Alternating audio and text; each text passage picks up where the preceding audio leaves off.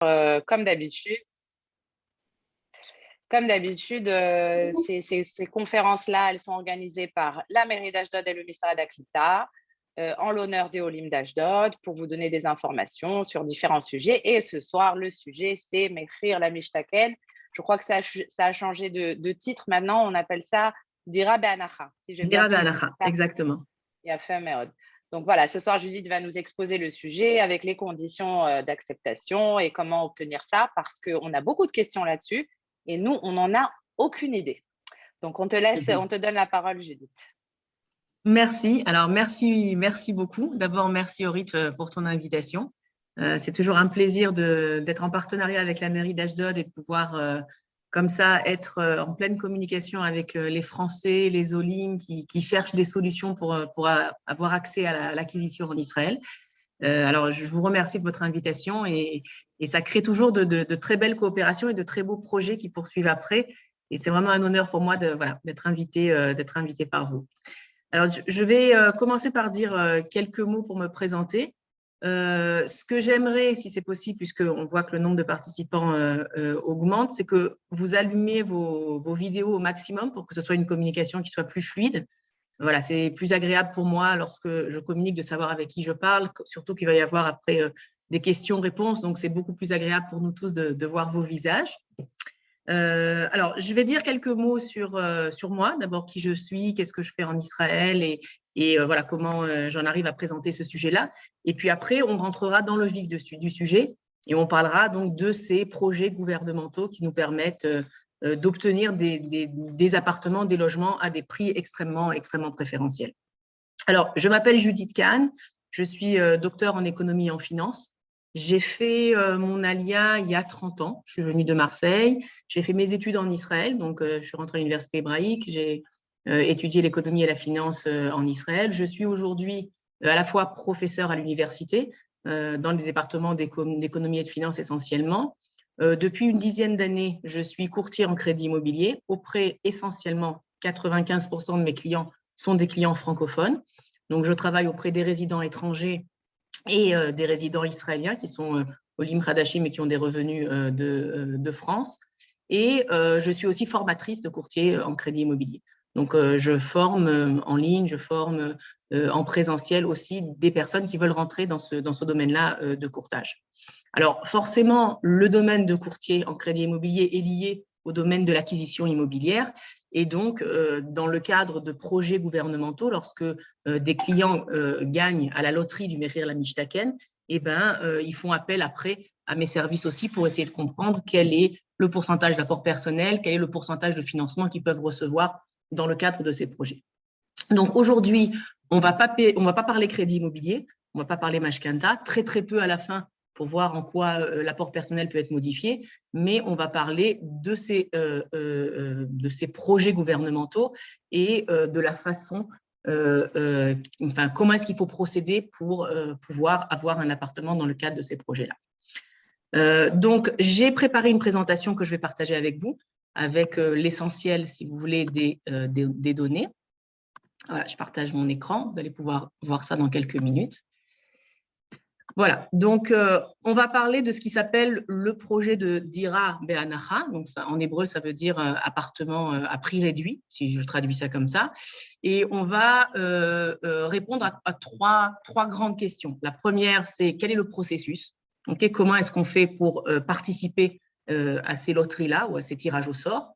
Ensuite, je vais vous expliquer comment se fait le tirage au sort, selon quels critères.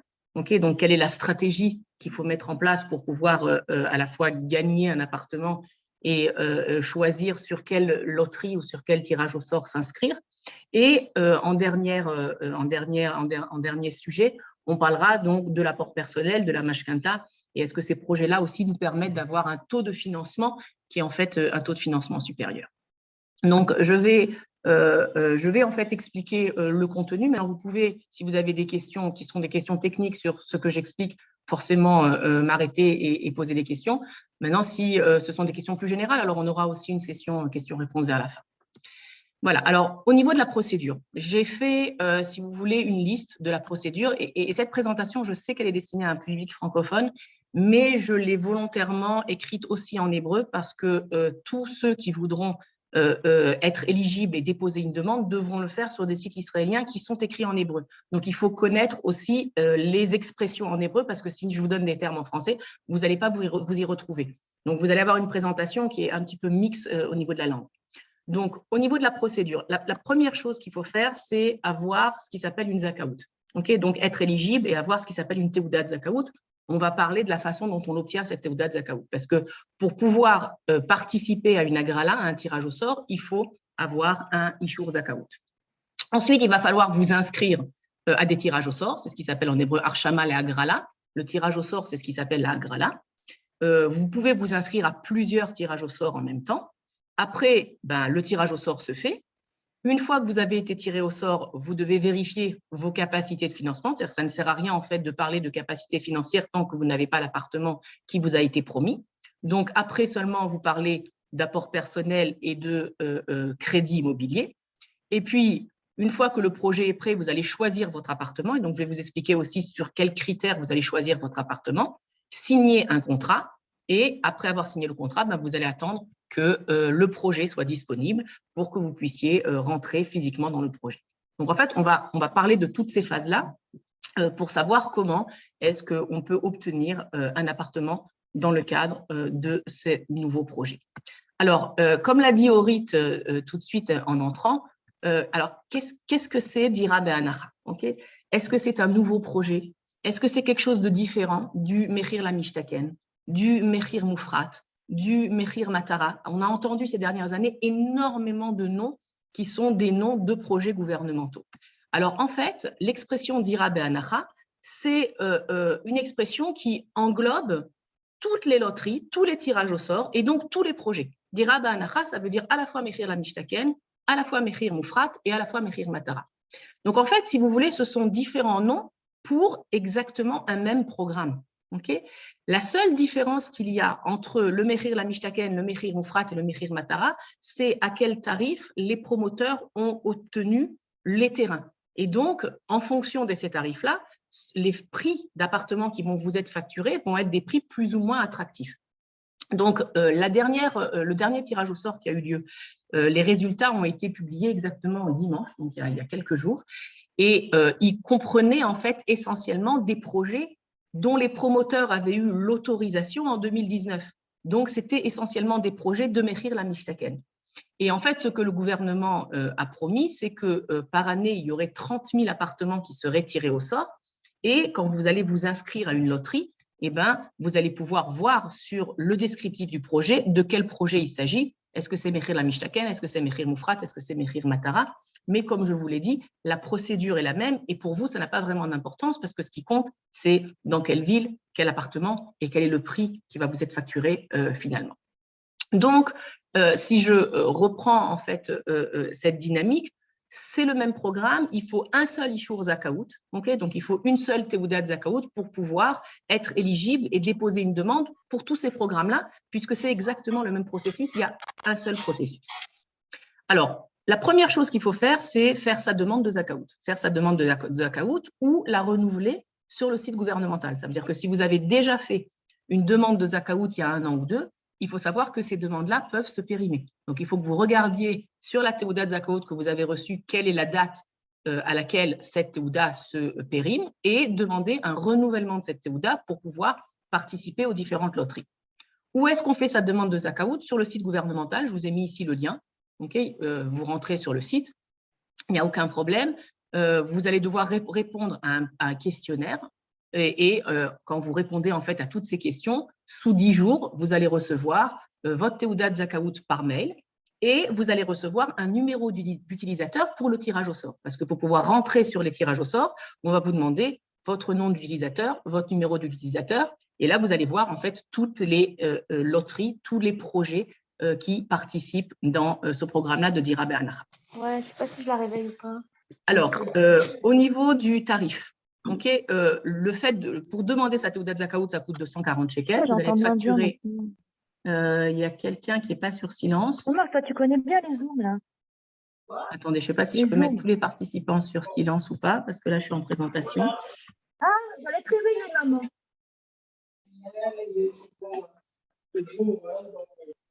Bien, maman. Voilà, je crois que j'ai identifié. OK, donc lorsqu'on fait sa demande à la phase finale, il va falloir payer 240 shekels pour obtenir sa Teudat Zakaout. Si vous voulez renouveler votre Teudat Zakaout, c'est le même tarif, c'est 240 shekels. Pour l'obtenir, vous pouvez passer par l'une de ces 3 compagnies. Il y a 3 compagnies possibles, c'est le même tarif, ça n'a aucune importance par qui vous passez.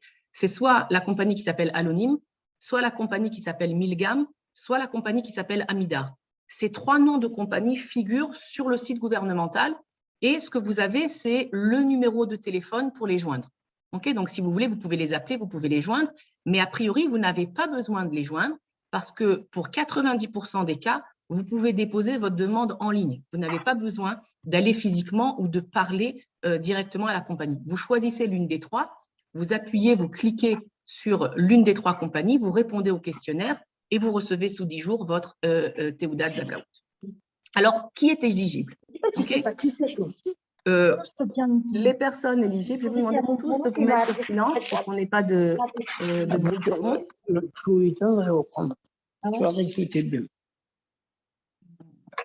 C'est quoi, tout le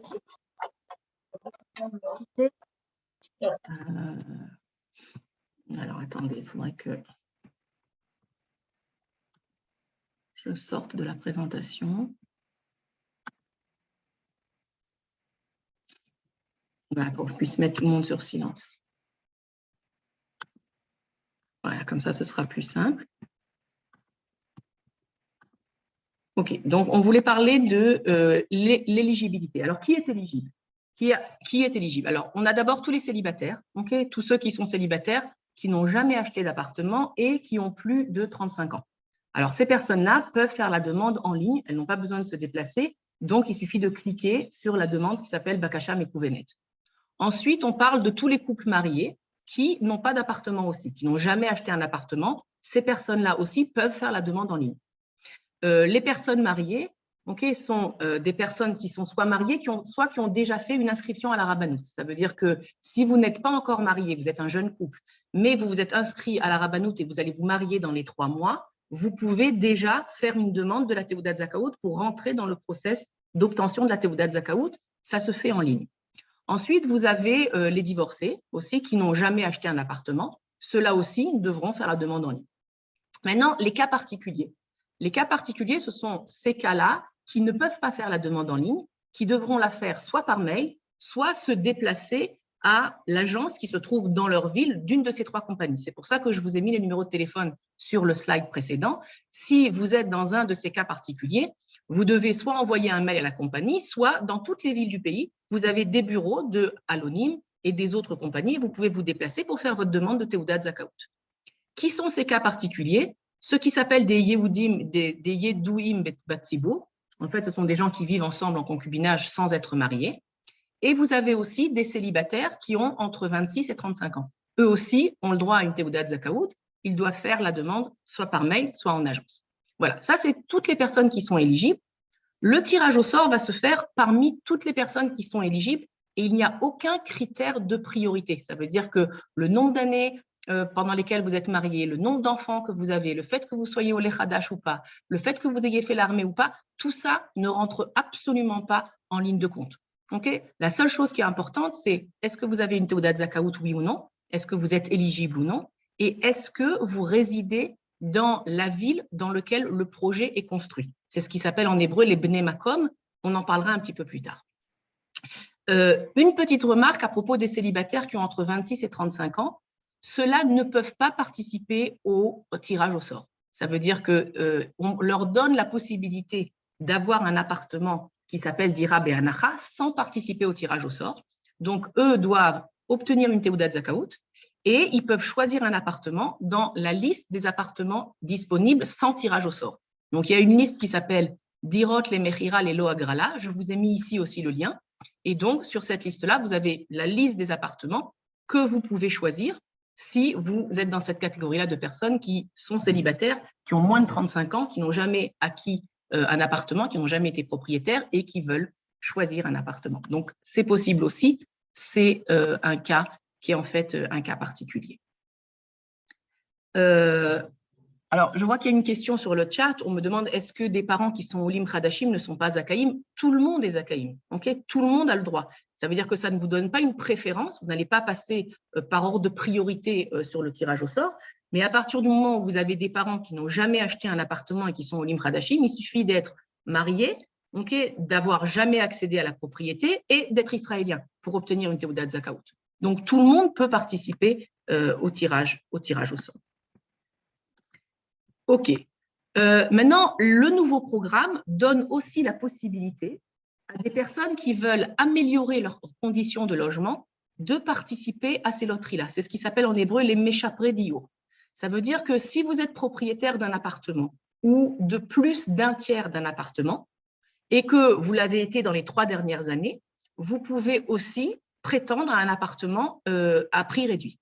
Et là, en fait, ce que vous faites, c'est que vous vous engagez à vendre votre bien au plus tard 12 mois après avoir occupé le nouvel appartement qui a été acheté dans le cadre de ces appartements-là à prix réduit. Ça veut dire que des personnes qui sont propriétaires d'un appartement et qui veulent le vendre pour acheter un appartement dans le cadre du projet Mechir la Mishtaken ou Mechir Moufrat peuvent le faire. Ça s'appelle des Meshapre Diur. C'est nouveau. Avant, il fallait absolument pas avoir accès à la propriété. À partir du moment où ils s'engagent à vendre l'appartement existant, à partir du moment où ils auront les clés du nouvel appartement. Donc ça fait partie d'une nouvelle donnée de ce nouveau projet. Alors, regardons comment est-ce qu'on s'inscrit à cette loterie-là. L'inscription à la loterie, en fait, elle reste ouverte pendant 10 jours. Ça veut dire qu'il faut rentrer sur le site du gouvernement généralement, à peu près 1 mois avant l'ouverture, on vous dit à quelle date précise l'inscription au tirage au sort est ouverte et généralement, cette inscription, elle reste ouverte pendant une période de 10 jours. Alors, il faut savoir que l'ordre d'inscription n'a aucune importance. Ça veut dire que vous vous inscriviez le 1er jour au projet ou le 5e jour ou le 10e jour, juste 2 heures avant la fermeture de l'inscription, ça ne va pas influer sur vos capacités de gagner. Donc, vous pouvez vous inscrire quand vous voulez pendant la période de 10 jours où les inscriptions sont ouvertes. Le dernier tirage a été un tirage de 10 000 appartements qui a été fait il y a quelques jours. L'inscription était ouverte au courant du mois de mars. Le gouvernement a proposé, comme je vous l'ai dit, de mettre sur le marché 30 000 unités. La prochaine inscription devrait se faire courant juin. Ça veut dire qu'en fait, le programme gouvernemental a décidé qu'on allait proposer des appartements environ une fois tous les 2 mois. Donc là, on a eu la première grande agrala, ça s'appelle la agrala Gdola, qui a été ouverte en mars, dont les résultats ont été communiqués il y a quelques jours. La prochaine agrala devrait être ouverte en juin avec une loterie qui sera faite un petit peu plus tard, donc aussi une loterie d'environ 10 000 appartements. Alors, il faut savoir en fait combien de personnes ont été éligibles et ont participé à cette loterie-là. Sur la dernière agrala, il y a eu 120 000 personnes qui ont essayé d'obtenir 10 000 appartements. Okay, donc, il y a eu 120 000 personnes qui se sont inscrites et forcément, à la fin, il y a eu 10 050 appartements qui ont été attribués aux 120 000 personnes. Maintenant, parlons du type de tirage. Vous avez 2 types de tirages qui sont possibles. Le premier tirage, et ça, c'est écrit à côté du projet que vous choisissez. Le premier tirage, il y aura marqué Agrala Khadasha. C'est un nouveau tirage, ça veut dire que c'est un projet qui va être pour la première fois tiré au sort. À qui ce projet-là est réservé? Uniquement aux gens qui sont appelés en hébreu Chasre Diur. Chasre Diur, ça veut dire que ce sont des gens qui n'ont jamais eu accès à la propriété. Ça veut dire que si vous avez un appartement que vous avez décidé de vendre, vous êtes dans la catégorie des Meshapre Diur, des gens qui veulent améliorer leurs conditions de logement, vous ne pourrez pas participer à une Agrala Khadasha. Vous pourrez participer qu'au second tirage qui s'appelle la Agrala Temcher. Donc, le premier tirage est réservé au Chasre Diur et on a dans ce nouveau tirage, donc dans la Agrala Khadasha, une préférence qui est donnée aux résidents de la ville dans laquelle le projet est fait, ce qui s'appelle les Bnei Makom.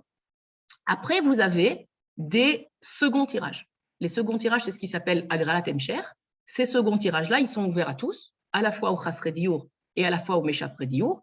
Ce second tirage, c'est en fait le tirage d'appartements qui n'ont pas été choisis dans le premier tirage au sort. Alors, est-ce que vous savez pourquoi il y a des appartements qui n'ont pas été choisis? Comment est-ce que ça fonctionne? Pourquoi est-ce qu'il y a 2 tirages sur des projets?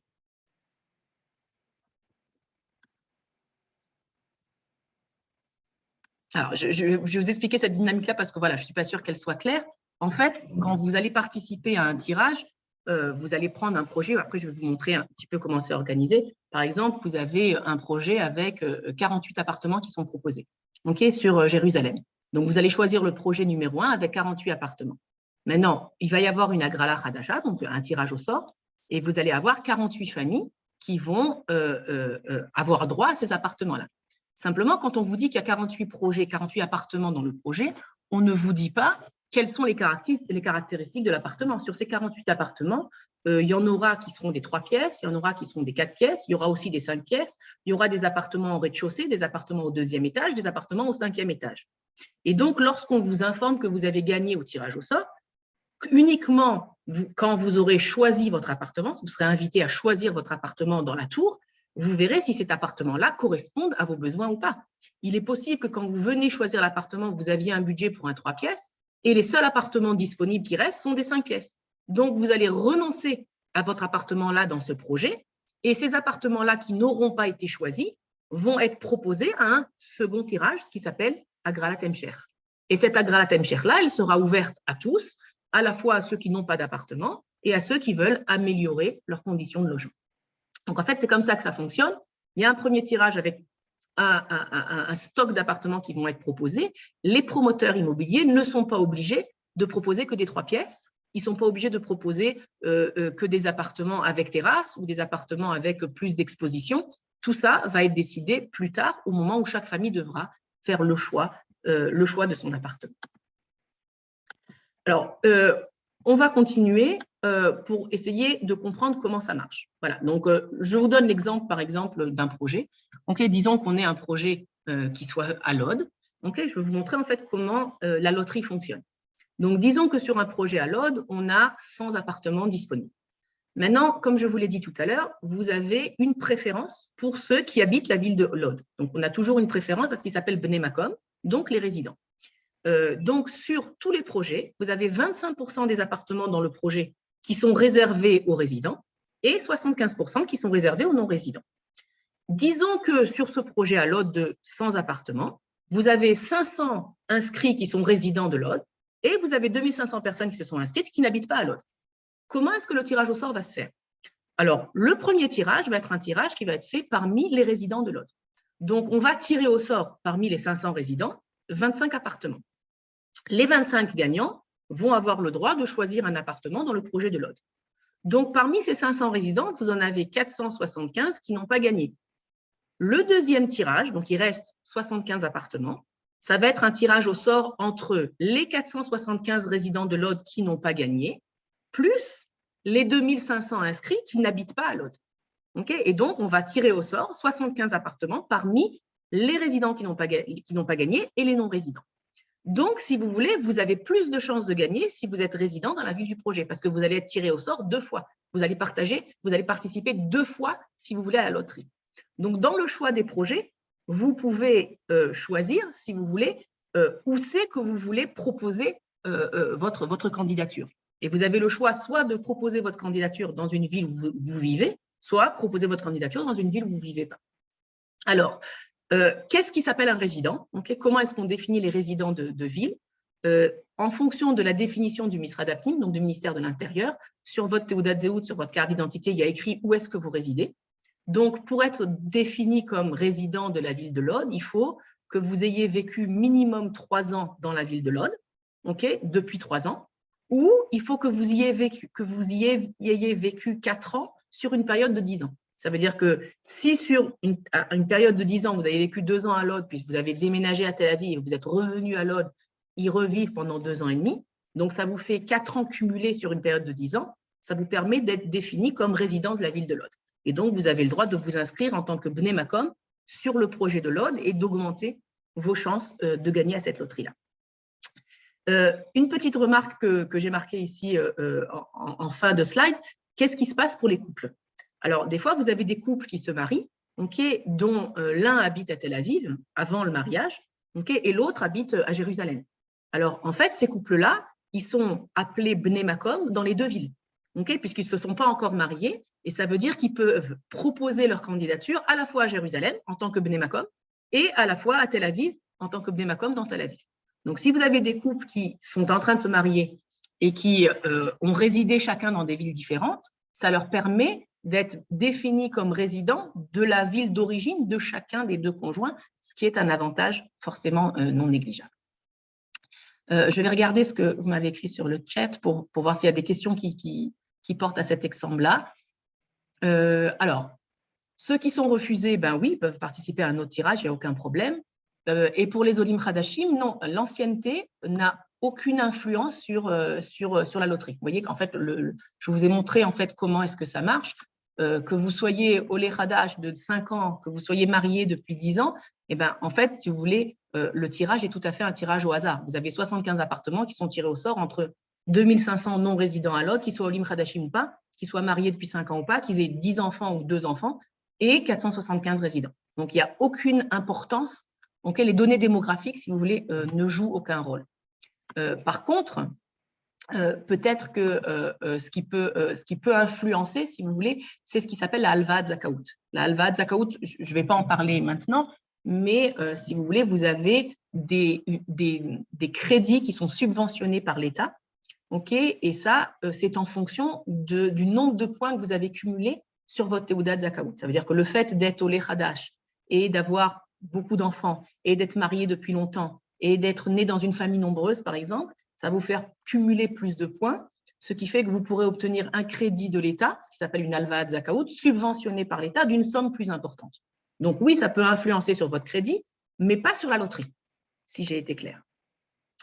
Alors, pour les Olim Hadashim, j'ai vu qu'on m'a posé aussi cette question sur le chat. Si vous venez d'arriver en Israël, forcément, vous n'êtes pas résident d'un minimum de 3 ans. Donc, vous ne pouvez être défini comme Bnei Makom dans aucune ville d'Israël. Okay, vous ne pouvez pas, donc vous allez rentrer uniquement dans la loterie des non-résidents puisque vous n'avez pas un minimum d'ancienneté de 3 ans dans une ville. Donc non, ça ne marchera pas. Alors, je continue sur le mode de fonctionnement de la Hagrala. Donc, une fois que les 100 personnes ont obtenu une lettre comme quoi ils avaient gagné.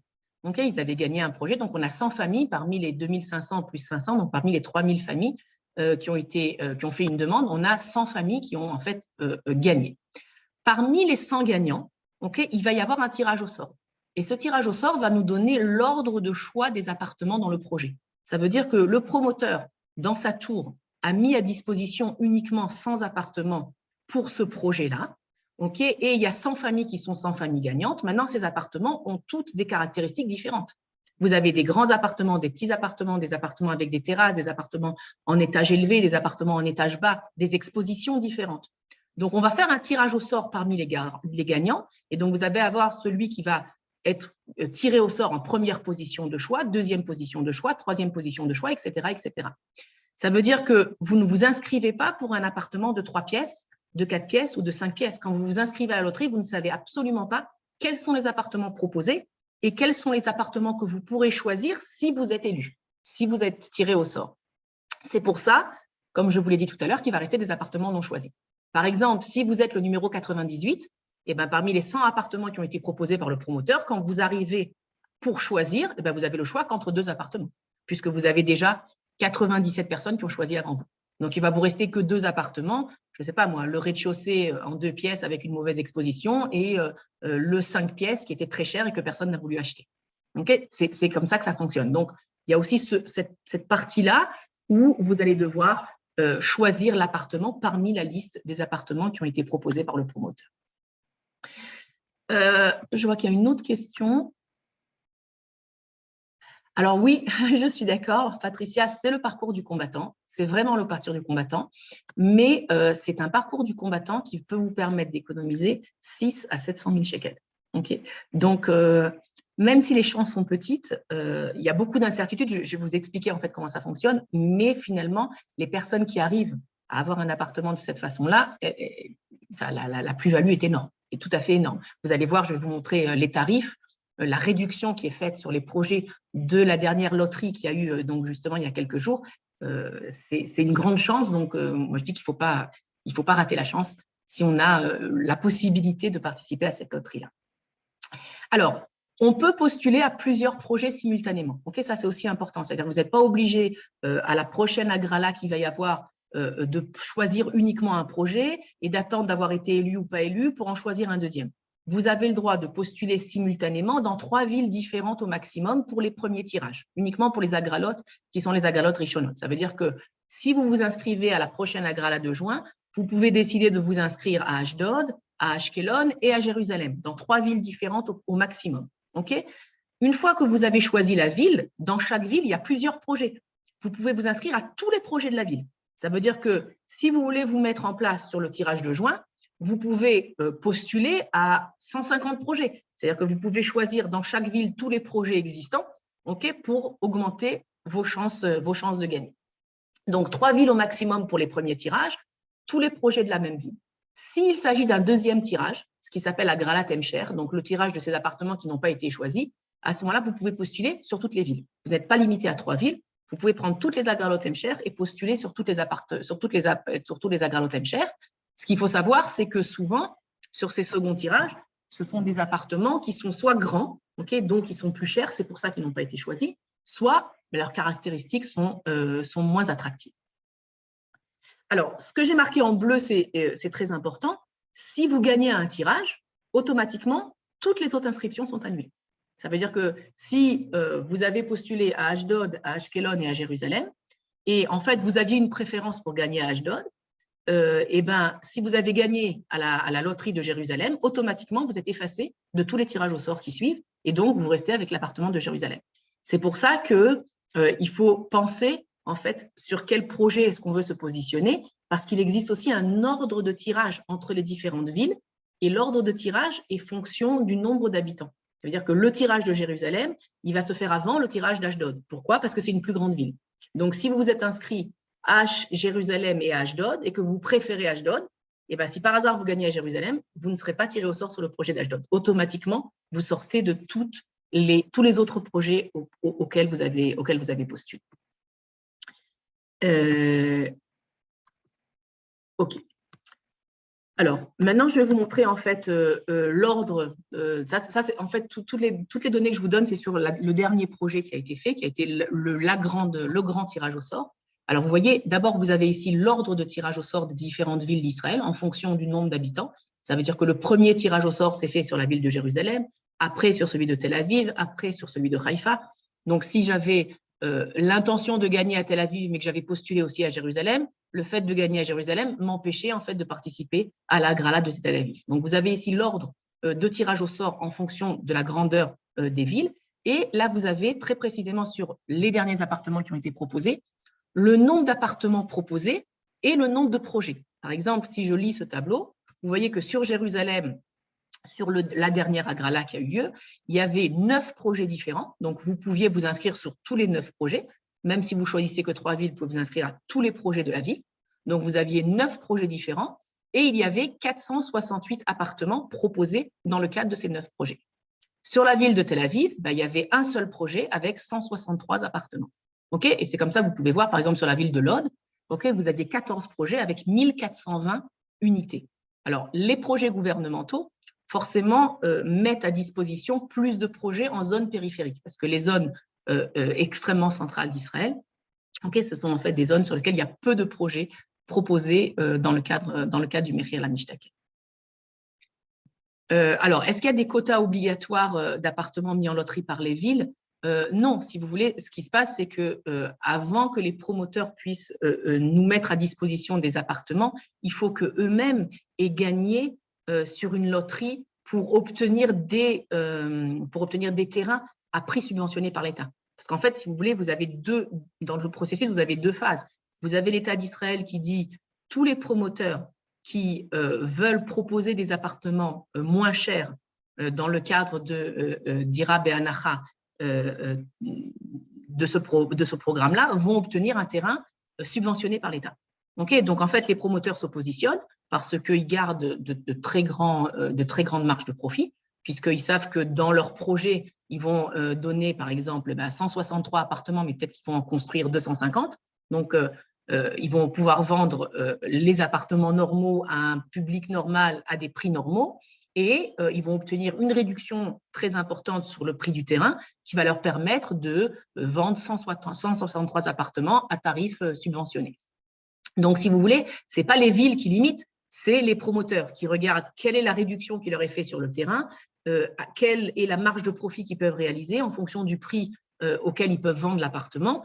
Et c'est comme ça qu'en fait, l'État décide où donner des terrains et les promoteurs se positionnent et décident combien d'appartements ils sont prêts à mettre à disposition. Plus ils mettent un nombre important d'appartements dans leur projet à disposition du programme gouvernemental, plus la réduction qu'ils vont obtenir sur le terrain est importante forcément. OK, alors maintenant, on va parler de l'incertitude de ce projet. Okay, donc, là, on est en train de parler, si vous voulez, du parcours du combattant, si je définis ça comme ça. Le titre, là, c'est, si vous voulez, les autorisations de construire et l'indexation au coût des matériaux. Alors, ce qu'il faut savoir, c'est que la plupart des projets n'ont pas encore de permis de construire. Ça veut dire que les personnes, les 10 000 personnes qui ont gagné il y a quelques jours à la dernière loterie, au dernier tirage au sort, eh ben, ce n'est pas qu'on va les appeler dans les 15 jours, on va leur dire ben, maintenant, venez choisir votre appartement. Non, parce qu'en fait, ce sont des promoteurs qui ont eu le terrain et qui sont en processus d'obtention de permis de construire. Maintenant, obtenir un permis de construire, c'est assez compliqué. Il faut travailler face à la ville, il faut travailler face à l'aménagement du territoire, etc., etc. Donc, ça prend globalement entre 18 mois et 24 mois. Donc, en fait, quand vous avez gagné, vous allez être invité par le promoteur à choisir votre appartement uniquement minimum 1 an et demi à 2 ans après avoir gagné. Alors, si vous voulez, quand vous avez gagné, vous ne savez absolument pas quels sont les prix ni les caractéristiques des appartements que vous allez choisir.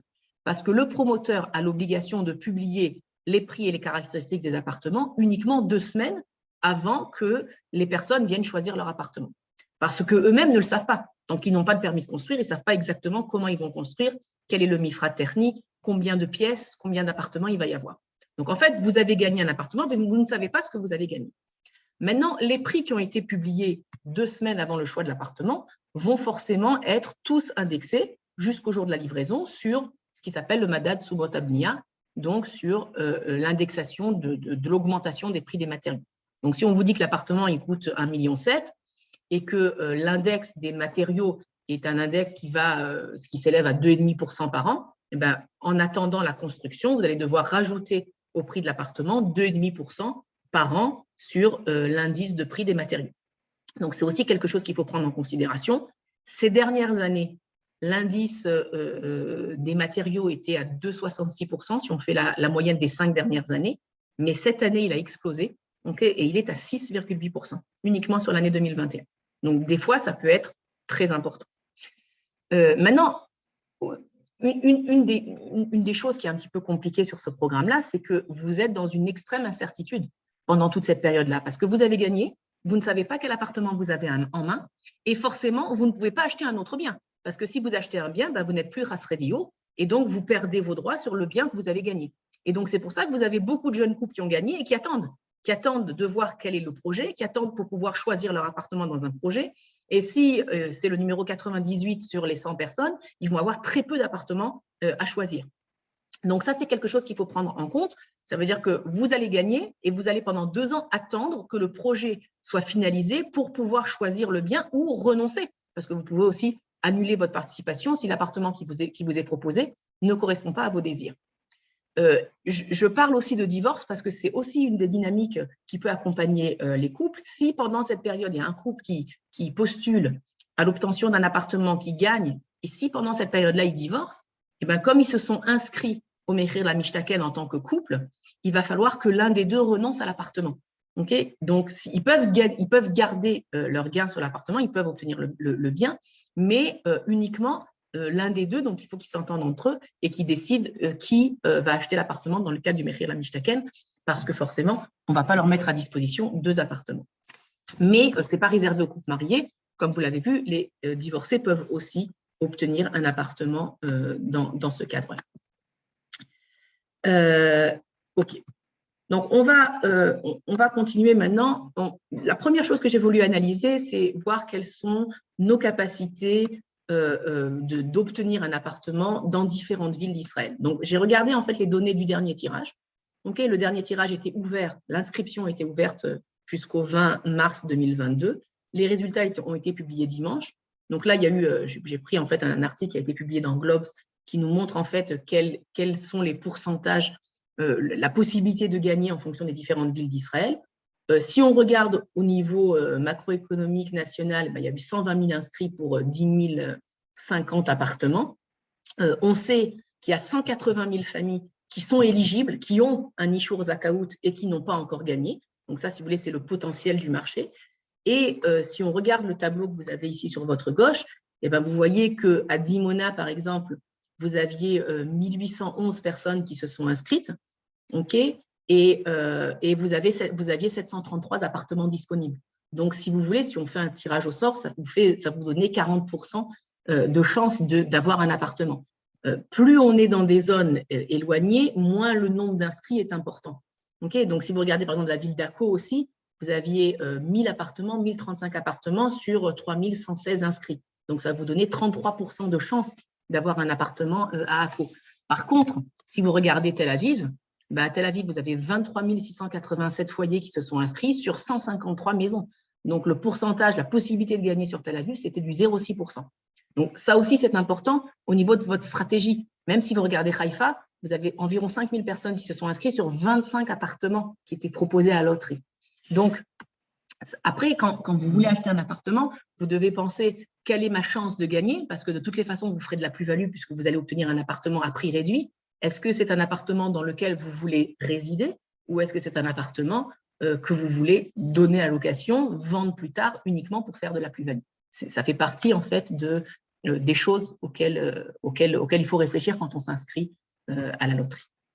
Alors, je vais, avant de vous montrer les prix, je veux répondre à cette question-là. Est-ce qu'on peut vendre ce bien-là ou est-ce qu'on peut le louer? Le bien qu'on a gagné dans le cas du Mechir Lamishtaken. Première réponse, oui, on peut le louer. C'est-à-dire que vous n'êtes pas obligé d'acheter cet appartement pour y vivre. Vous pouvez en avoir un revenu locatif, il n'y a aucun problème. Et il y a beaucoup de jeunes couples qui achètent des appartements justement à Naharia, à Akko, à Netivot, parce qu'il est plus facile de gagner, parce que les prix d'achat sont moins chers. Donc, ils ont suffisamment d'apport personnel pour pouvoir réaliser ces projets-là. Et ils ne les achètent pas pour y vivre, parce qu'ils n'ont pas l'intention de se délocaliser. Ils les achètent pour faire une plus-value, pour avoir un revenu locatif, pour avoir un complément de revenu, pour mettre les pieds sur le marché immobilier. Donc oui, la location est autorisée. La seule remarque que je voudrais faire, c'est de dire qu'il y a beaucoup de jeunes couples qui sont dans cette stratégie-là. Okay, ça veut dire que les projets de construction à Naharia, il y en a beaucoup. Il y a beaucoup de jeunes couples qui ont gagné à Naharia et qui ont l'intention de mettre ces biens-là en location. Donc, au niveau des revenus locatifs, il y a beaucoup d'offres, si vous voulez. Donc, il faut voir si les loyers obtenus vont être très intéressants ou pas très intéressants. Qu'est-ce qui se passe au niveau de la vente? Le bien peut être vendu, mais pas tout de suite. Ça veut dire qu'il faut attendre ou 5 ans après avoir reçu le Tofes Arba. Le Tofes Arba, c'est en fait un papier qui vous permet en fait de rentrer dans l'appartement, enfin, qui dit que toutes les normes de sécurité sont réunies et donc vous pouvez entrer dans l'appartement. Si vous voulez, c'est globalement l'obtention des clés. Donc, vous pouvez vendre votre appartement 5 ans après avoir obtenu les clés ou 7 ans après le jour où vous avez gagné. Donc, le plus court des deux, parce que des fois, il y a des projets qui vont mettre beaucoup de temps avant d'obtenir les autorisations de construire. Donc, vous pouvez acheter un appartement, le mettre en location pendant 5 ans à partir du moment où vous obtenez les clés et le vendre 5 ans après en ayant fait une plus-value dessus. Vous n'êtes pas obligé d'acheter un appartement dans le lieu où vous voulez vivre. Alors, je reviens en arrière et je voudrais justement parler des prix. Okay, maintenant qu'on a vu toute la complexité du projet, est-ce que c'est intéressant ou pas? Et ces prix-là, ce que je vais vous montrer, en fait, ce sont des tableaux Excel qui ont été préparés par un collègue à moi qui est spécialiste, qui est courtier immobilier, mais qui est spécialiste en fait de ces projets-là. Et il a fait une analyse en fait ville par ville du nombre de projets qui avaient été proposés. Et il analyse en fait le prix qui a été proposé dans le cadre du Mechir Lamishtaken par rapport au prix moyen du marché. Donc, il a fait un travail sisyphique de rassemblement de données. Et donc, vous allez pouvoir voir à quel point ça peut être intéressant. Donc là, on parle des prix de la Grala qui a eu lieu le 20 mars 2022. Alors, il s'agit pour la plupart de ces projets-là de projets qui ont été donnés dans le cadre du Mechir Lamishtaken. Donc, ce sont des promoteurs qui ont obtenu la subvention en 2019 et donc qui ont en fait, si vous voulez, la marge, en tout cas la réduction par appartement acheté, elle est extrêmement importante. Alors, je vais vous montrer quelques exemples parce que je n'ai pas pris toutes les villes d'Israël. Mais regardez, si vous voyez par exemple sur la ville de Or Yehuda, okay, vous avez le promoteur qui s'appelle Shikun Vebinoui. le prix moyen par mètre carré est de 10 764 shekels, TVA incluse. Maintenant, si vous regardez, en fait, vous avez le prix d'un 3 pièces l'ifne anacha, donc avant réduction. 3 pièces à Or Yehuda, si vous ne gagnez pas dans le cadre du projet, c'est 1 540 000. Et si vous regardez ce qui se passe après avoir eu la réduction, donc si vous avez gagné dans le cadre du projet, c'est 921 000 shekels. Donc, vous voyez bien que sur un appartement comme ça, vous avez pratiquement 600 000 shekels de réduction. Si vous l'avez gagné, ce qui est absolument énorme. Donc, même si vous le louez à perte, disons sans que le revenu locatif soit important, et que vous le revendez dans 5 ans, vous avez obtenu un appartement à 600 000 shekels en dessous du prix du marché. C'est absolument extrêmement important. Donc, vous avez ça sur les 3 pièces. Sur les 4 pièces, vous voyez aussi le différentiel, 1 950 000 par rapport à 1 168 000. Et sur les 5 pièces, 2 350 000 par rapport à 1 405 000. Vous voyez que les réductions, elles sont extrêmement importantes. C'est pour ça que c'est peut-être le parcours du combattant, mais ça donne de vraies opportunités aux personnes qui veulent bien rentrer dans le processus et participer, si vous voulez, au plus de loterie possible. Alors, vous avez forcément des projets qui sont moins coûteux. Plus on s'éloigne du centre, moins chers sont les projets, parce que c'est bien joli de choisir un 5 pièces à 1 405 000, mais pas tous les jeunes couples sont capables de prendre un crédit d'1 405 000. Il faut qu'ils aient les capacités de remboursement suffisantes, et donc ça peut être difficile. C'est pour ça qu'on peut aussi décider dans ces projets-là d'aller vers des constructions qui sont beaucoup moins coûteuses. Vous avez par exemple ici les projets de Dimona. Alors, vous voyez, un Dimona, vous allez avoir un 5 pièces. Et le 5 pièces, il va vous coûter, après réduction, 764 000 shekels. Ce qui est beaucoup plus correct. Alors, au niveau du gain, bien sûr, le gain est moins important. Ça veut dire que le prix du marché est à 1 044 000 et vous allez obtenir l'appartement à 764 000. C'est beau, pas aussi important que sur des régions comme Or Yehuda ou des régions qui sont plus centrales. Alors, j'ai préparé en fait quelques villes pour vous montrer les différences. Vous avez à Lod beaucoup de projets. On a vu qu'il y avait énormément de projets, environ 1400 projets qui ont été donnés sur la ville de Lod. Sur la ville de Lod aussi, le différentiel est très important. C'est-à-dire que si vous prenez par exemple la première ligne, le projet qui se trouve dans le quartier de Ben Shemen, vous voyez, après la réduction, c'est 791 000 shekels. Et pour un appartement de 3 pièces, avant la réduction, c'est-à-dire qu'un client normal aurait payé 1 369 000. Donc, vous pouvez calculer vous-même la différence et comprendre à quel point c'est important. Alors, vous avez des projets aussi dans des villes comme Jérusalem, ou dans des villes comme Tel Aviv, moins de projets. Et là aussi, vous voyez à la fois le méhir, le prix au mètre carré, et vous voyez le différentiel. C'est-à-dire que sur un 3 pièces, dans le cas du méhir la Mishtaken, 1 161 000, si vous n'êtes pas dans le méhir la Mishtaken, c'est 1 797 000. Donc, on parle en fait de réductions qui sont extrêmement importantes, extrêmement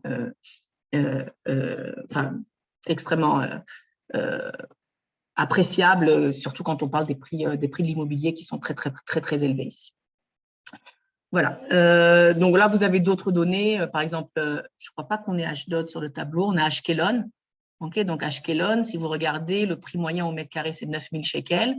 Et si on prend un 3 pièces, le prix du marché d'un 3 pièces dans ce projet-là, spécifique, 1 369 000, dans le cas du méhir la Mishtaken, 771 000 shekels.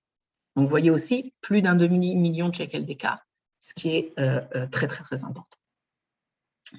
Je vais passer peut-être à la dernière chose dont je voulais parler, le financement bancaire. Qu'est-ce qui se passe au niveau de l'apport personnel et du financement bancaire? Parce que très souvent, on entend dire que dans le cas du méhir la Mishtaken, on peut obtenir 90% de financement, on n'a pratiquement pas besoin d'apport personnel, etc., etc. Donc, je vais vous montrer comment est-ce que c'est calculé, parce que ces croyances-là, en fait, elles sont fausses, elles sont tout à fait approximatives. Qu'est-ce que dit la régulation? Dans le cas d'un appartement qui est acheté dans le cadre du Dira Be'anacha, il faut que le jeune couple ou que le foyer ait un minimum de 100 000 shekels d'apport personnel. Ça veut dire que c'est l'apport personnel minimal, minimum 100 000 shekels. Donc, vous ne pouvez pas acheter un appartement si vous n'avez pas un minimum de 100 000 shekels d'apport personnel. Maintenant, il y a des zones qui sont des zones périphériques sur lesquelles l'État va vous donner ce qui s'appelle un ma'anak. Un ma'anak, c'est en fait un don de l'État. L'État veut, par souci d'aménagement du territoire, que des populations s'installent plus en périphérie qu'au centre. Maintenant, le ma'anak, généralement, qui est donné par l'État, ça s'appelle un ma'anak makom. Il est dépendant du lieu où vous allez habiter. C'est un ma'anak de 40 000 shekels. Et ce Ma'anak, il peut être considéré comme une partie de votre apport personnel. Ça veut dire que si vous achetez, par exemple, un Naharia, il y a un Ma'anak Makom de 40 000 shekels, il vous suffit d'avoir 60 000 shekels d'apport personnel. Parce que vous donnez vos 60 000 shekels, l'État va donner le don de 40 000 shekels, donc vous arrivez aux 100 000 shekels d'apport, et le reste, vous complétez par un crédit immobilier. Donc, en fait, acheter dans des zones périphériques peut vous donner la possibilité d'acheter avec beaucoup moins d'apport personnel, parce que 60 000 shekels, c'est quand même une somme que chaque couple est capable de rassembler. Voilà. Et alors, au niveau du crédit que vous pouvez obtenir, le crédit que vous pouvez obtenir maximal est évalué à 75% de l'estimation de la valeur du bien sur le marché et pas du prix d'achat. Et c'est ça qui est très important. C'est-à-dire que si vous vous rappelez des tableaux que je vous ai montrés, au niveau du financement, on va prendre le dernier tableau, si vous achetez un 3 pièces, eh ben vous allez l'acheter à 1 342 000, mais le prix du marché, il est 1 968 000, vous avez le droit à 75% d'1 968 000, parce que pour la banque, c'est un bien qui pourra se revendre à 1 968 000. Et donc, ce qui vous permet d'augmenter de façon très sensible votre capacité d'endettement. C'est-à-dire que les banques vont vous donner beaucoup plus de crédit, on va être au-delà des 75% de financement. Maintenant, ce qu'il faut savoir, c'est qu'il y a un plafond d'1,8 million. Okay, et c'est la raison pour laquelle beaucoup de grands appartements ne sont pas choisis. Dans les agralotes M-Share, vous allez trouver beaucoup de 5 pièces. Pourquoi? Parce que vous avez un plafond d'1,8 million. Ça veut dire qu'on va pouvoir financer jusqu'à 75% d'1,8 million et pas au-delà. Alors, je vais vous montrer comment ça fonctionne au niveau du pourcentage de financement. J'ai pris 2 ou 3 exemples. Disons qu'on veut acheter un 5 pièces à l'OD. Okay, donc, j'ai pris en fait exactement les données du tableau que je vous ai présenté plus tôt et que l'appartement 5 pièces à l'autre va vous coûter 1,2 million. Okay, ça, c'est le prix après la réduction parce que vous avez gagné dans le cas du Mehir la Mishtaken. Maintenant, si vous regardez sur le tableau, l'expertise immobilière, elle est à 1,9. Mais comme on a le plafond d'un 1,8, eh ben, le maximum qui va être reconnu, c'est 1,8 million. Ça veut dire que vous avez le droit, a priori, à un financement bancaire maximal de 75% d'1,8 million. Maintenant, 75% d'1,8 million, ça vous fait 1,350 000. C'est plus élevé que le prix de l'appartement. Donc, forcément, vous n'allez pas obtenir 1,350 000. Vous devez répondre à la règle de minimum d'apport personnel à 100 000 shekels. Et donc, vous allez obtenir 1,1 million de prêt bancaire, 100 000 shekels que vous avez complété, ça vous fait 91% de financement. Donc, c'est vrai que sur certains appartements, vous pouvez avoir 91% de financement bancaire. Maintenant, ce n'est pas une formule qui va fonctionner sur tous les appartements. Je vais vous donner un autre exemple. Disons que vous voulez acheter un 5 pièces à Ashdod qui coûte 1 940 000, d'après les données du tableau que je vous ai présenté. Alors, on est au-dessus du plafond d'1,8 million. Donc, en fait, la règle, c'est comme sur un appartement normal. Vous pouvez avoir 75% d'1,094 000. Donc, ça vous fait 1 455 000 shekels. Ça, c'est le maximum de la somme que vous pouvez prendre en crédit immobilier. Et le complément, 485 000 shekels, c'est votre apport personnel. Donc, on est à 75% de financement et pas plus. Tout dépend de la valeur du bien, au-dessus d'1,8 million, en dessous d'1,8 million. Maintenant, je vous dis que la banque va vous donner au maximum 1 455 000. Tout cela dépend forcément de vos revenus. C'est-à-dire qu'il faut que vous soyez capable, il faut que vos revenus vous permettent de pouvoir rembourser 1 450 000. Ça, c'est le financement maximal. Le troisième et dernier exemple que je vais vous donner, c'est l'achat d'un appartement à Naharia. Alors, un 3 pièces à Naharia, dans le cas du Mehir la Mishtaken, ça coûte 700 000 shekels. Et sur ce genre de projets, donc qui sont loin du centre, vous avez un Ma'anak Makom de 40 000 shekels. Ça veut dire que si on regarde l'apport personnel, on a l'apport personnel de 100 000 shekels, mais le jeune couple va donner que 60 000 shekels. Le Ma'anak va compléter. Okay, donc, en fait, si vous voulez, au niveau du pourcentage de financement, cet appartement qui va être payé 700 000 shekels a une estimation de valeur immobilière d'1,2 million. Donc, on peut obtenir 75% d'1,2 million, ce qui nous fait 900 000 shekels. Comme dans le cas précédent, on est au-dessus de la valeur de l'appartement. Donc, en fait, le jeune couple va mettre 60 000 shekels, le Ma'anak va compléter et on va être à 85% de financement. Ça veut dire qu'ils vont en fait prendre un emprunt de 600 000 shekels uniquement. OK, 600 000 sur 700 000, mais en fait, les 40 000 shekels de Ma'anak, ils ne les ont pas sortis de leur poche puisque c'est l'État qui va les donner. Alors, vous avez aussi un lien qui vous donne en fait tous les Ma'anakim en fonction des villes d'Israël. Si vous rentrez sur ce lien-là, vous pouvez écrire aussi sur Google Ma'anakim, les Yishuvim, vous allez avoir toutes les villes d'Israël sur lesquelles il existe en fait des Ma'anakim, donc sur lesquelles vous avez le droit à ces 40 000 shekels qui vont être subventionnés par l'État.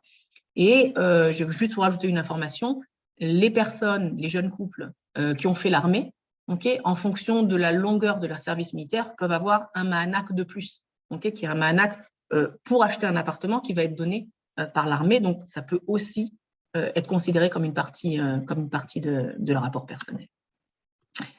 Alors, est-ce qu'il y a un ma'anak à Ashdod? Je ne crois pas, mais je ne veux pas m'engager parce que je n'ai pas vérifié toutes les villes. Donc, vous pouvez rentrer sur le lien et regarder. A priori, je ne crois pas. Comment est-ce qu'on le demande? Alors, c'est une question très pertinente. Le ma'anak, vous n'allez pas le demander vous-même. C'est par le biais de la banque qui va vous donner la mashkanta. Ça veut dire que vous allez donner votre rapport personnel et vous allez demander un complément de financement. Et en fait, vous allez apporter votre Teudat Zakaout à la banque, qui va vous donner la mashkanta. Et c'est la banque qui va faire la demande de ma'anak. Parce que ce ma'anak, il ne doit pas arriver entre vos mains. Il va être directement transmis au promoteur immobilier. Et donc, ça va passer, si vous voulez, par le biais de la banque. C'est la banque qui va se charger de l'obtenir pour vous. Est-ce qu'on peut demander? Oui, les soldats peuvent aussi obtenir leur ma'anak et c'est demandé aussi par le biais de la banque. Voilà, je crois que voilà, j'ai à peu près dit tout ce que j'avais à dire en un peu moins d'1 heure de temps. Donc, voilà, maintenant, si vous avez des questions techniques, pas techniques, voilà, je vous écoute, soit par chat, soit par microphone, comme vous voulez. Alors, j'ai vu qu'il y avait plusieurs… Ah, vous ne pouvez pas parler, je vous ai tous mis sur silence. Désolée. Alors, attendez. Je ne savais pas que je ne vous avais pas autorisé à réouvrir vos micros. Attendez, je vais voir comment est-ce qu'on fait ça.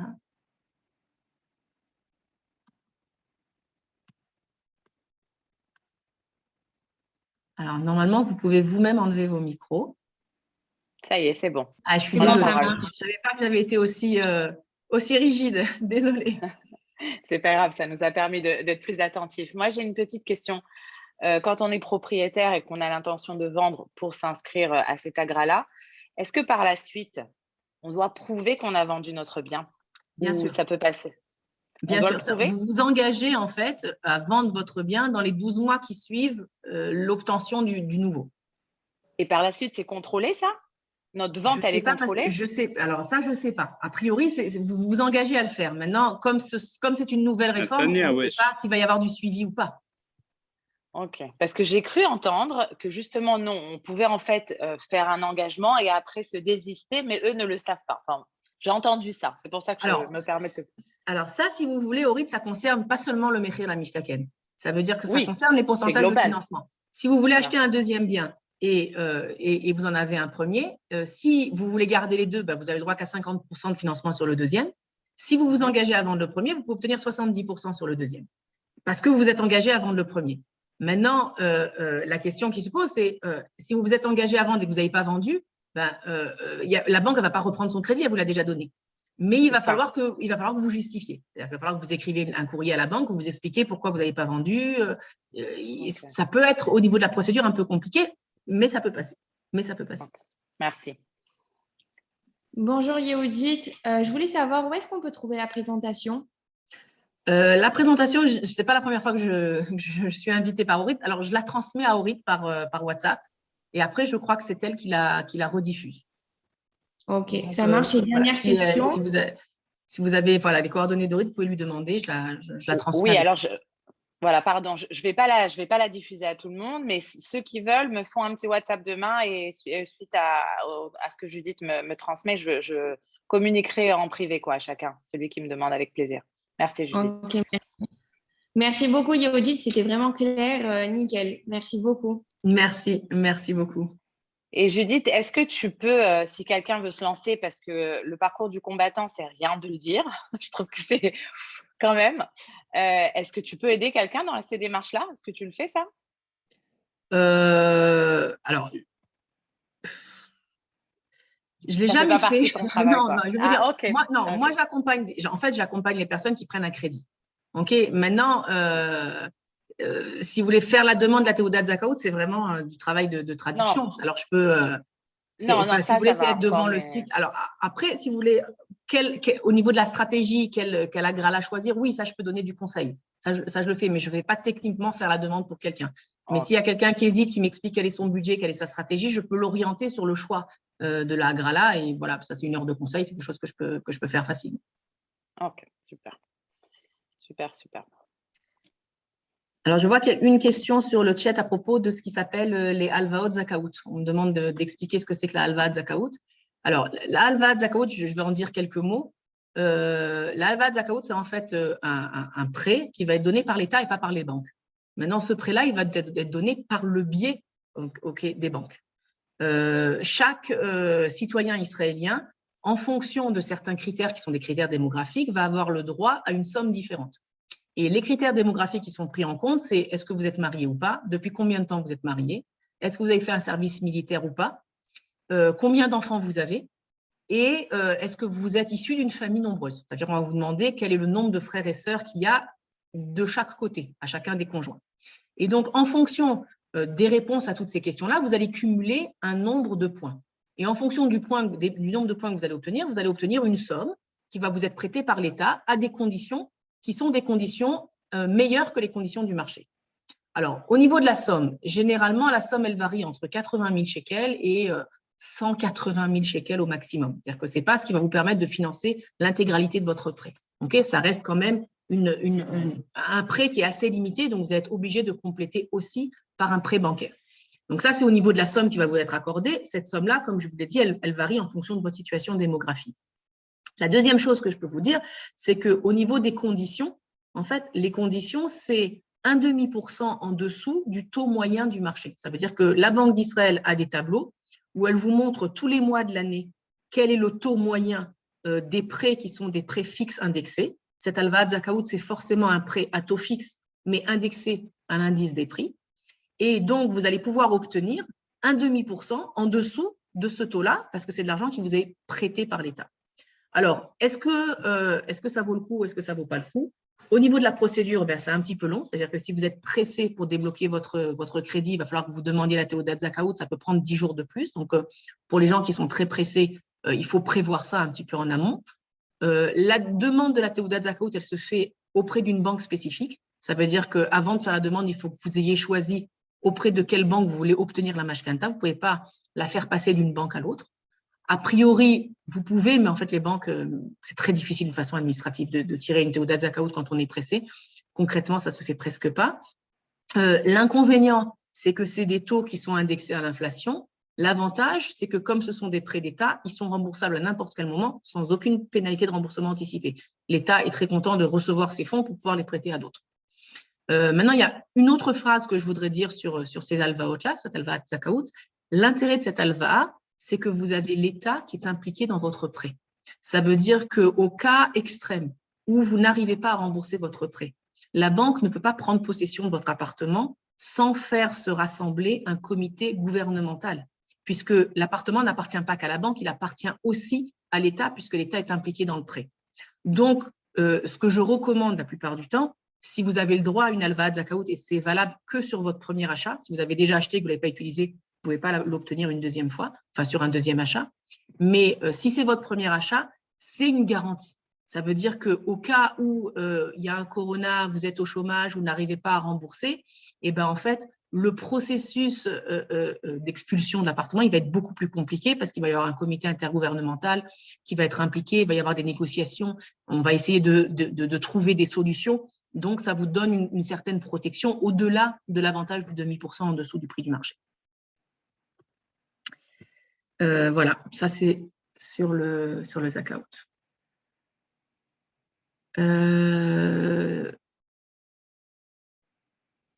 Alors, quelle est la différence entre les trois compagnies? Aucune différence. Okay, c'est-à-dire que vous rentrez, vous choisissez une des trois, il n'y a aucune différence. C'est le même tarif, c'est donné par les trois. Ça, c'est vraiment pas important. Choisissez la première, comme vous voulez. Ça n'a aucune importance. Voilà. Je ne sais pas s'il y a d'autres questions. Excusez-moi. Oui. Je voulais savoir, est-ce qu'il y a un minimum d'apport, même après que l'État m'ait aidé?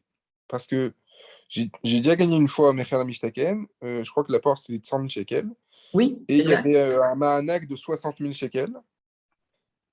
c'était à Netivot, et on m'avait demandé de donner un apport quand même de 60 000 shekels, parce qu'on avait dit qu'il y avait un minimum. Est-ce que c'est vrai ou c'était pas vrai? Moi, j'ai fait des dossiers où l'apport était exactement de 60 000 shekels parce que les manakim étaient de 40 000 shekels. Mais je ne suis pas sûre. Je ne peux pas vous dire. Ça veut dire que je sais qu'a priori, c'est 100 000 shekels et tout ce que vous recevez comme manak, ça fait partie de l'apport personnel. Donc, D'accord. voilà. Mais je ne l'ai jamais fait concrètement. Donc, je ne sais pas pourquoi, dans votre cas de figure, on vous a demandé d'amener minimum 60 000 shekels. D'accord. Maintenant, j'ai encore une question. Vous avez parlé d'un ma'anak pour les gens qui ont fait l'armée. Oui. Comment est-ce auprès de qui on fait la bagacha? Comment ça se passe quand on les accueille? Alors, ça se fait aussi par le biais des banques de Mashkenta. Ça veut dire qu'en fait, quand vous allez déposer votre demande de prêt, la banque va vous demander une attestation de l'armée sur le nombre de mois précis où vous avez fait votre service, vous et votre épouse, si vous êtes un couple. Et en fonction de ça, c'est la banque qui va récupérer de l'armée ce manaklar de l'armée pour l'achat d'un appartement. C'est-à-dire qu'en fait, la banque, c'est l'endroit qui va rassembler tous les manakim. Le manak makom du gouvernement, le manak de l'armée, et qui va verser tout ça au promoteur. Et c'est la banque qui fait cette demande-là. Et ce manak-là, il peut rentrer dans l'apport? Oui, aussi, bien sûr. Bien sûr. Et de combien il varie à peu près? De combien de? De combien il varie cette Alors, ça dépend. Ça dépend. C'est quelque chose qu'il faut demander enfin, par rapport à l'armée. Ça dépend du nombre de mois où vous avez servi. Quelqu'un qui est sorti 3 ans, par exemple. Je ne pourrais pas vous dire. Je ne sais pas. Enfin, c'est moins de 50 000 shekels, c'est clair, mais exactement, ça dépend du nombre de mois de service des deux conjoints. C'est-à-dire que vous cumulez, si vous avez deux, enfin, chez Route Léomi, c'est pareil d'ailleurs. C'est considéré comme un service. D'accord. D'accord, très bien. Merci beaucoup. Voilà, voilà. Il y a quelqu'un qui demande, je n'ai pas vu qui, est-ce que s'il perçoit, alors à mon avis, il parle du siwa srar dira que les Olim ont pendant les 5 premières années de la Aliyah. Est-ce que ça joue sur leur zakaout? Moi, je vais juste répondre que si j'ai bien compris, déjà, il faut 3 ans habiter la ville. Hein, j'ai bien compris, avant de faire une demande de Agrala. Et sachant que les 2 dernières années, le siwa srar dira est très bas, enfin, je ne pense pas que ça joue. Confirme ou dis-moi que tu as compris la question? Oui, alors c'est deux choses différentes. Ça veut dire que Ouais, le siwa srar dira, ça fait partie aussi des tnaï zakaout. Donc, en fait, non, ça ne limite pas, mais c'est plus difficile d'obtenir l'autorisation de façon mécouvenette, de façon digitale. Parce que quand vous allez faire votre demande, et si vous n'avez jamais reçu d'aide, eh ben, automatiquement, on va vous réserver vos droits. Maintenant, si vous avez déjà un dossier qui est ouvert au Misrad HaShikhoun parce que vous avez déjà reçu une partie de vos droits, alors des fois, il va falloir communiquer avec le Misrad HaShikhoun pour avoir la Teudat Zakaout parce qu'ils vont vous dire cette famille elle a déjà obtenu quelque chose. Et donc, ils vont vérifier qu'est-ce que vous avez obtenu. Est-ce que vous avez déjà obtenu une Teudat Zakaout, pas une Teudat Zakaout? Donc, ça rend le processus un petit peu plus compliqué. Maintenant, à propos de l'ancienneté, j'aimerais préciser au rite, si vous voulez faire partie de la loterie en tant que Bnei Makom, donc en tant que résident, pour avoir plus de chances de gagner, alors oui, il faut être au minimum 3 ans résident de la ville dans laquelle vous voulez participer. Maintenant, il ne faut pas être forcément depuis 3 ans dans une ville pour pouvoir participer. Ça veut dire que, comme dans l'exemple que j'ai donné, vous pouvez aussi être non-résident. Vos chances de gagner vont être… Elles sont réduites. Elles sont réduites. Okay. Et vous avez beaucoup de personnes dont la stratégie, c'est on va chercher un appartement à Dimona, ou à Netivot pour être propriétaire d'un appartement qui va être subventionné par l'État. On va le louer, on va le vendre dans 5 ans et avec ça, on pourra acheter dans 5 ans peut-être à Tel Aviv. Et là, ils ne sont pas Bnei Makom, ils n'ont pas besoin d'attendre, ils peuvent déjà essayer d'avoir un appartement en périphérie, utiliser le Ma'anak Makom et commencer à rentrer dans le projet immobilier. Donc, voilà. Juste pour… Ok, mais le siwa srar dira que les Olim touchent dès le départ, ça n'a rien à voir avec la Teudat Zakaout. Ils n'ont pas, c'est pas un siwa srar dira comme un Israélien lambda qui, en fonction de ses revenus, va le toucher. Un Olé Khadash, peu importe ses revenus, il va le toucher d'office. Exactement. Donc, ça ne va pas jouer pour moi. Enfin, non, il obtiendra sa Teudat Zakaout, simplement des fois, il devra justifier parce qu'il sera inscrit comme quelqu'un qui a déjà utilisé une partie de ses droits. Donc, il va falloir qu'il reçoive une lettre du Misrad HaShikhoun qui va expliquer qu'il est Olé Khadash et que c'est pour ça qu'il a déjà utilisé une partie de ses droits. Mais ça ne l'empêche pas, il obtiendra sa Teudat Zakaout exactement comme les autres. Merci. Bonsoir, j'aurais une petite question, s'il vous plaît. Alors, l'enregistrement, je l'ai fait. J'espère que je vais bien l'avoir. Voilà, je ne sais pas où est-ce qu'il a été enregistré, sur mon ordinateur, sur le cloud. Si Orit me permet de transmettre, je peux aussi te le transmettre, Orit, et puis tu peux le transmettre à ceux qui Avec n'ont pas pu plaisir. être présents. Ouais, Voilà. avec plaisir. Il faut me le demander Maintenant, en privé. Hein. Je le d'accord, mais il me diffuserai faut pas votre demain. accord. Ça veut dire que si personne ne s'oppose à ce que l'enregistrement soit transmis, puisqu'il y a vos visages, donc puisque c'est enregistré, je vous demande tous, s'il y a quelqu'un qui s'oppose, qu'il le dise maintenant, pour qu'on puisse le transmettre de façon tranquille. Moi, je suis d'accord. D'accord. Bonsoir, j'aurais une petite question, s'il vous plaît. Oui. Donc, enchantée, c'est Anat. Je voulais savoir, s'il vous plaît, quand vous êtes, par exemple, Mkhadourit et que vous participez donc à cet agra-là, par la suite, après, disons, je ne sais pas, le siwa justement de Srardira que vous avez droit, est-ce que, par exemple, après, vous pouvez toujours continuer dans la zakaout on va dire, si vous avez une zakaout de la agrala que vous gagnez, est-ce qu'après, par exemple, ce siwa-là, est-ce qu'il peut continuer? C'est-à-dire, est-ce que vous pouvez l'obtenir sur, par exemple, votre crédit que vous demandez de Mashkanta? Est-ce que vous pourrez le bénéficier? Alors, j'ai l'impression qu'il y a deux choses différentes. C'est-à-dire que vous avez le siwa Besrar Dira, c'est si vous êtes locataire d'un appartement. Donc, à partir du moment où vous allez devenir propriétaire, ben, vous n'avez plus à avoir de soutien en tant que locataire puisque vous n'êtes plus locataire. Donc, c'est pour ça que je pose la question, effectivement, si en tant que, après… non, à partir du moment où vous êtes propriétaire, il n'y a plus. Ça veut dire que si vous gagnez dans 3 mois et que le projet va être livré que dans 2 ans et demi, ben, pendant toute la période de construction du projet, bien sûr, vous avez le droit à l'aide de Siwa, les Srardira. Maintenant, à partir du moment où vous avez les clés d'un appartement dont vous êtes propriétaire, ben, vous ne pouvez plus avoir cette aide-là puisque vous ne payez plus de loyer. D'accord, pas de problème. Si, on paye le loyer. Pourquoi on ne paye plus? On paye, c'est-à-dire on paye comme un loyer après de remboursement. Vous payez une mashkanta. Du crédit, c'est plus un loyer, c'est un crédit immobilier. C'était ça ma question, justement. En tant que non, mashkanta, le crédit immobilier n'est pas considéré comme un loyer. C'est-à-dire, il y a d'autres tnaïm, certainement. Il y a d'autres conditions, certainement, pour les Mkhadourit ou des choses comme ça par la suite, non? Non, malheureusement, non. Non, d'accord. Bon, ok. Merci beaucoup. Avec plaisir. Non, Anat, en fait, dès l'instant où tu es propriétaire, tu n'as plus le siwa Srardira. Ça enlève la zakaout. Oui, parce qu'en France, je voulais savoir, parce qu'effectivement, en France, par exemple, c'est différent, tu vois. En France, ne parlons pas de la France. C'est incomparable. Ça n'a rien à voir. On pose la question parce qu'il y a beaucoup de choses qui s'adaptent de la France aujourd'hui en Israël. Donc, on ne sait jamais, c'est toujours bon à poser la question parce qu'on ne connaît pas nos droits. Tant qu'on on n'accède pas à cette étape-là, on ne connaît pas trop nos droits. Donc, c'est pour ça que je pose la question pour savoir par la suite si… Non, mais disons que les subventions au Khadoriot, elles sont destinées aux plus démunis. Donc, à partir du moment où, par exemple, vous avez une voiture, vous n'avez pas le droit à certaines subventions. À partir du moment où vous avez eu la possibilité d'acheter un appartement, ben, vous faites plus partie de la population la plus démunie, donc vous n'avez plus le droit d'aide au financement de cet appartement, même si c'est exactement la même somme que vous avez mis dans un crédit immobilier et que vous payez sous forme de loyer. Donc, vous rentrez dans une autre catégorie des personnes qui ont eu accès à la propriété. Vous n'êtes plus démunis, vous n'avez plus besoin d'aide de l'État. D'accord, j'ai compris. Et donc, j'ai compris. Est-ce que vous avez expliqué, donc, par exemple, qu'est-ce que vous conseillez le plus, par exemple? Si, là, vous avez parlé, vous avez donné l'exemple de Dimona. Par exemple, que si on prend donc un appartement moins cher pour pouvoir accéder après comment je vais m'exprimer? Attendez. Ce que vous avez expliqué, pardon, tout à l'heure sur Dimona, vous avez expliqué qu'on peut accéder pour un premier investissement. Pardon? Je ne sais pas. Il y a Raphaël qui est intervenu, mais je ne sais pas si vous répondez. Il dit quoi? Qu'est-ce qu'il a dit? Allez-y, on vous écoute. Ah, c'est adorable, merci. Je fais un brouillon la prochaine fois. Donc, qu'est-ce que vous disiez sur Dimona? Ouais, vous aviez tout à l'heure expliqué que si sur Dimona, on souhaitait éventuellement, pour faire un premier achat, donc prendre sur Dimona, parce que c'est, par exemple, moins cher par rapport, on va donner un exemple à Ashdod ou peu importe, donc automatiquement, on peut participer, disons, à la Agrala de Dimona pour avoir un premier